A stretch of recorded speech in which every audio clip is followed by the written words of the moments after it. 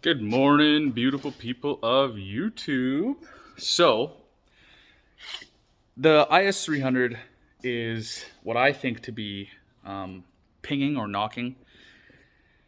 Not all the time, not consistently, but between shifts, I think for sure. And I don't know, it's really hard to explain. It might not be because pinging sounds exactly like a rattle from anywhere in the engine bay, and it's so loud and pronounced, in my opinion, that I think it is that, but I'm just being cautious. So I'm doing a compression test on the Is300 right now. First cylinder, this is completely dry. This is not a wet. I didn't, you're supposed to let everything warm up. This is what I usually do, and I've been taught, is you let everything warm up and kind of expand and have oil in the system. I haven't, so these numbers are going to be lower. But cylinder number one is sitting at about 143. So I'm going to continue going on and we're going to see the results. And I got great news. So stay tuned for the end of the video. Forgot to show it on camera, but number two was 140. So far so good. Also, I can't remember the firing order or what the cylinders are actually numbered, but I'm going 1 here, 6 there, just for ease of video. But number 3 is about 145, so far extremely consistent. And I bet you if I dropped a drop of oil into there, it would increase the compression. So maybe we could test that. All right, I didn't go hard on it, but you can see it's over 150 now, and I just dropped a drop of oil in there. So looks like it's 155 now. All right, so this one came in at about 155. However, there was oil residue on this thing. I did try to wipe it off, but ultimately you're not gonna get it all off unless you completely clean it. So far so good. This engine's really healthy. Hopefully the last two read the same. All right, this cylinder is sitting at 150. So, last one. All right, guys, moment of truth. I can see the needle here. I didn't look directly at it because I wanted us both to see it at the same time, and it is looking like a 150 on the dot. So this engine, based off the compression test, is very healthy. This was the lowest cylinder here at 142. I'm actually going to redo it because I didn't hold on to the starter as much as I did the other ones. So generally speaking, I count to like 8, basically 8 to 10. Also, I did unplug my fuel pump just so fuel wasn't spewing into the cylinders.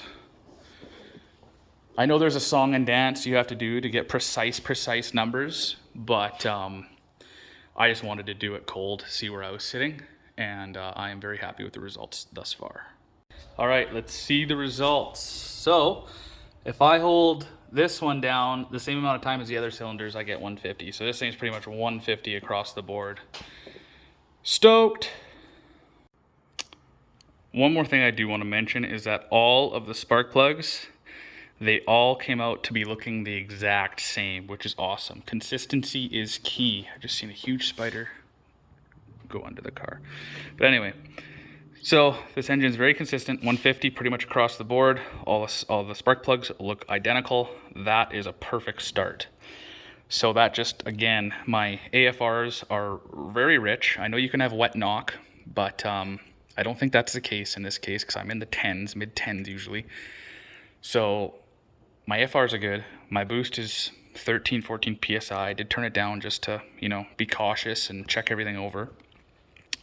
So far everything's pointing to no knock.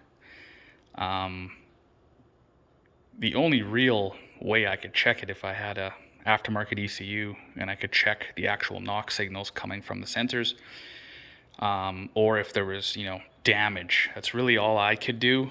What I'm hearing when I'm driving the car is that's not a good tool to measure knock. So I am going to continue just doing the maintenance. I'm going to change all the spark plugs out just because I'm here. These have all busted just now. I am no stranger to these things busting, so thankfully Got some new ones that are a little more heavy duty. They are harder to pull on and off, but I am also going to replace the Napal coil packs with the OEMs, just in case. I've never had issues with NP boosted stuff, but I guess you never know. So I'm gonna try to slap on the OEMs and we'll see where that takes us. All right, so now that I know that the compression test came out pretty much perfect on the Is300, that makes me super happy. I went out and I picked up a K&N breather here. 9/16 was the size that works good on the 2J pipe. You know the world is up in shambles when that little piece, that little filter, was $46.04. What? That's the price of a normal size K&N. Anyway, so the cool news that I have, the good news, is I bought another car from Japan. Another one is coming. Does it surprise you guys? I don't think so. But the car that's coming is a car that I've wanted for quite some time. I love them, just like the STIs. And as some of you may know, that kind of gives it away. So I'm just going to tell you anyway. I got an EVO 7. I have an EVO 7 on the way. It is a 2002 Evolution 7 GTA model. So it's the automatic, and they only made 2,600 of them. Pretty much everything is swappable. It swaps over. Some of you may be asking, why the heck did you get an automatic EVO? Well, to tell you the truth, I kind of wanted an automatic EVO. I loved my EVO 6. I love EVOs in general, but I think it's time to test out the automatics of them. They do have an Achilles heel in them. So unfortunately, as soon as it lands, I'm going to get the timing belt, balance shaft belt, water pump, and I'm going to get the wave spring, I think it's called, in the automatic, all replaced and upgraded. And once you do all that stuff, they're pretty stout transmissions, and they can handle a lot of abuse for the most part. Some guys are doing anywhere from 400 to 500 foot-pounds of torque with that piece upgraded.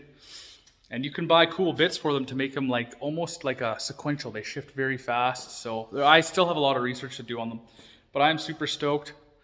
I'll put a photo here for you guys. And yeah, just want to let you guys know that I bought an Evolution 7. Now, what does that mean for the Altezza? Well, the Altezza is going to a friend of mine. I'm not even going to put in my name because it's not really my car, and I just initiated the process for him to get it here. So I told him I am taking the side skirts, and he's basically, he's just paying me what I paid for it. So it works out good. I do love the Altezza though. I just can't have two rear-wheel drive sports cars and an Evolution 7 on the way, obviously. So yeah, lots of pictures on the screen for you with the EVO. Super stoked. Like I said, 2,600 made. There's none in North America, obviously. The Evolution 7 did not make it in North America. Evolution 8 on did, however. And like I said, everything is swappable. So if I wanted to, I could put an EVO 8 front end on it, or a EVO 9, whatever. So yeah, I'm super stoked. Chassis looks really clean, which is what I wanted. Like, again, I cannot stress this enough. Clean chassis is where it's at, folks. Pretty much anything mechanical can be fixed or purchased. Sometimes bad chassis are bad chassis, and the car has to be trashed or parted out or whatever. So I'm going to continue on with the Is300. It's pretty much done. I do have to replace these clips. The factory ones do get old and brittle due to time and age, and I do have the factory coil packs and wasted spark setup that I'm going to try to throw in. I have a headache because we were up late transporting Tyler's fair lady back to his house at like 2 in the morning. So I woke up a little late and kind of feel like I'm hungover, but I haven't had a drop of alcohol. So anyways, I hope you guys enjoyed this video. I sure did, because my IS is good. So hopefully you did too, and if you did, make sure to smash that like button, please, because it really helps my channel and the videos. Check out the channel for more videos just like this. Stay tuned for the Evo, and subscribe. All right, everybody, peace.